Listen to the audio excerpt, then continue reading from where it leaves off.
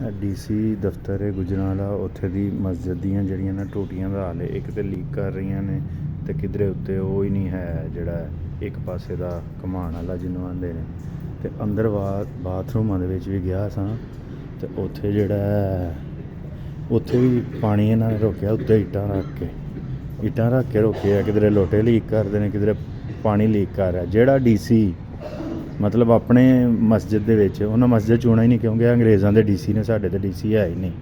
ਆਪਣੇ ਦਫ਼ਤਰ ਦੀ ਮਸਜਿਦ ਜਿਹੜੀ ਹੈ ਉਹਦੀ ਟੂਟੀਆਂ ਨਹੀਂ ਠੀਕ ਕਰਾ ਸਕਦਾ, ਜਿਹੜਾ ਉਹਦੇ ਬਾਥਰੂਮਾਂ ਦੇ ਨਹੀਂ ਕਰਾ ਸਕਦਾ। ਉਹਨੇ ਪੂਰੇ ਸ਼ਹਿਰ ਨੂੰ ਕੋਆਰਡੀਨੇਟ ਕੀ ਕਰਨਾ, office of the district coordination officer.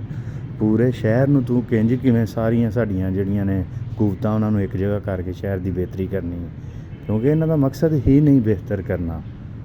ਅਤੇ ਇੱਕ ਇਹਨਾਂ ਜੀ ਲਾਇਬ੍ਰੇਰੀ ਬਣਾਈ ਹੈ ਮਸਜਿਦ ਦੇ ਵਿੱਚ, ਔਰ ਨਾਲ ਕੰਪਿਊਟਰ ਰੂਮ ਹੈ, ਔਰ ਦੋਵੇਂ ਬੰਦ ਹੁੰਦੇ ਨੇ, ਮੈਂ ਨਹੀਂ ਕਦੀ ਖੁੱਲ੍ਹੇ ਵੇਖੇ।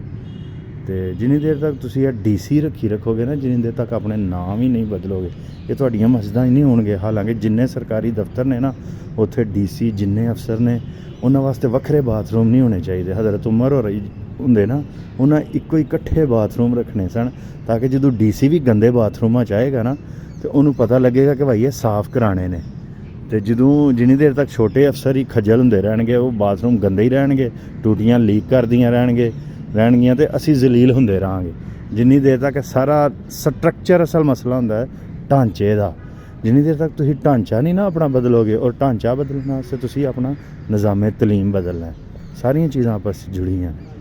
ਅਤੇ ਸਾਡਾ ਕੰਮ ਹੈ ਤੁਹਾਨੂੰ ਅਕਲ ਸਿਖਾਉਣਾ। ਅੱਗੋਂ ਤੁਹਾਨੂੰ ਅੰਗਰੇਜ਼ ਦੀ ਗੁਲਾਮੀ ਦਾ ਨਸ਼ਾ ਅੱਜ ਲੱਥਦਾ ਜਾਂ ਕੱਲ੍ਹ ਲੱਥਦਾ, ਜਿੱਦਣ ਲੱਥੇਗਾ ਉਦੋਂ ਤਰੱਕੀ ਕਰੋਗੇ, ਉਦੋਂ ਪਹਿਲਾਂ ਖੱਜਲ ਹੁੰਦੇ ਰਹੋਗੇ।